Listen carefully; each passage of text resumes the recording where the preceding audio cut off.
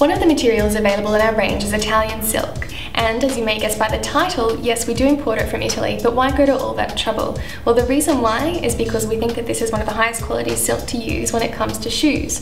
The things that make it high quality are the weave. It's a very, very fine weave. It makes the material very, very heavy, which means that the colour and the texture are both very consistent, making great shoes for you. Now, the material itself we refer to as a raw material, and the reason is because it comes from the cocoon of the larvae of the mulberry silkworm. In our range, we have 12 colours available to you. Now, in terms of thinking about Italian silk, first thing comes to mind are wedding shoes, and that's a very fair point because Italian silk does really lend itself to the materials that would be in a wedding dress, but it's certainly not the only option. So Italian silk is one of those materials that tends to pick up the pigment of dye very well, so you can get some really vibrant colours like these red shoes here or these pink shoes here.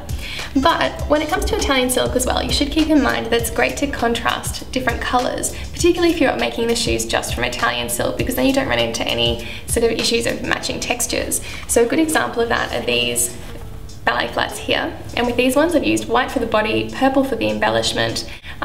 When you're contrasting, it's really great to keep in mind the outfit that you might think of wearing with these, so just look for cues in your outfit that would link themselves to these colours here, even if it's as simple as having, you know, a small sort of purple embellishment on your handbag that might tie the shoes in together. It's a good way to think about it.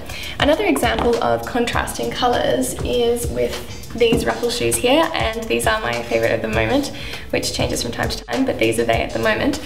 And so with these particular shoes, what we've done is the Italian silk ruffle down the front in light pink, and with this one here I've kept the body of the shoes black. Reason why is because the ruffle on these shoes really speak for themselves, and I think when we start to change out these panels for other colours, it starts to become like a little bit of a busy shoe. So with this here, you'll find that this is really going to lift an outfit, so in my opinion I'd recommend wearing these with something which is quite sort of straight lines fitted, not too ruffly or fussy. So you might look for quite a nice little black dress to put with these ones here. Of course, you will have a great sense of your own style and how you might like to wear these, but that would be my recommendation for you. So with these here though, there are ways to use other colour combinations and in fact other materials as well. And a way I wanted to show you that is with these shoes here. So with these, they're a little bit more casual for a couple of reasons. The colour palette is a little bit more subtle, so we've used a light grey for the ruffles instead.